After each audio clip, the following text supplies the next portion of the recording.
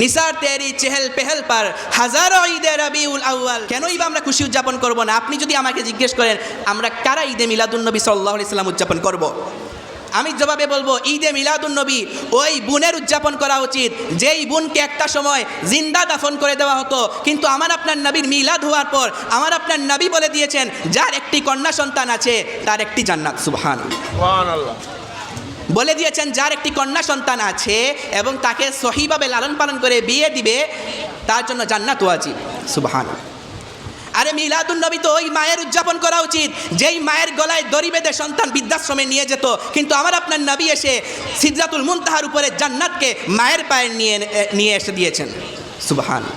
প্রিয় নবীজি বলেছেন আল জান্নাতু তাহতা আকদামিল উম্মাহাত, জান্নাত মায়ের পায়ের নিচে।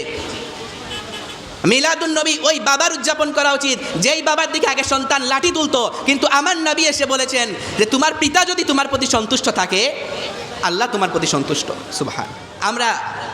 আমার আপনার নবীর জন্মে আমরা খুশি।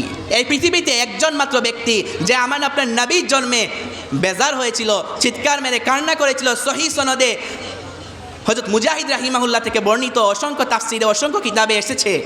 রান্না ইবলিস আরবা রান্নাত হিনা লুইনা ওয়া হিনা উহবিতা ওয়া হিনা উলিদা রাসূলুল্লাহ সাল্লাল্লাহু আলাইহি ওয়াসাল্লাম ওয়া হিনা উনজিলাত ফাতিহাতুল কিতাব।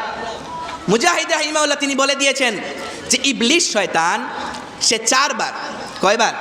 চারবার কষ্ট পেয়ে চিৎকার মেরে কান্না করেছিল। কোন চারবার? প্রথমবার যখন তাকে জান্নাত থেকে যখন সে লানত প্রাপ্ত হয়, আল্লাহর আদেশ অমান্য করে যখন সে আল্লাহর লানত প্রাপ্ত হয় তখন ইবলিস শয়তান কান্না করেছিল।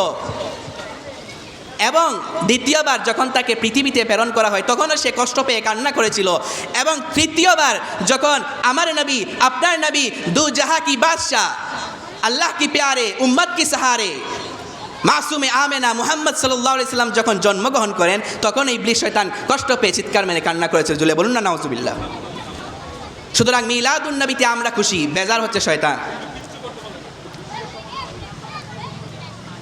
এজন্য 14শত শতাব্দীর মুজাদ্দিদ আলা হযরত ইমামে আহলে সুন্নাত শাহ আহমদ রেজা খান ফাজলে বরলভী রাহিমাহুল্লাহ কবি চমৎকার করে বলে দিয়েছেন निसार तेरी चहल पहल पर हजारों ईदे रबीउल अव्वल सिवाय इबलीस का जहान में सारे जहां तो खुशियां मना रहे हैं।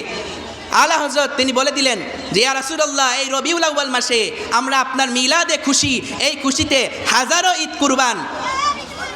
ইবলিস ছাড়া, একমাত্র ইবলিস ছাড়া দুনিয়ার সবাই খুশি উদযাপন করতেছে।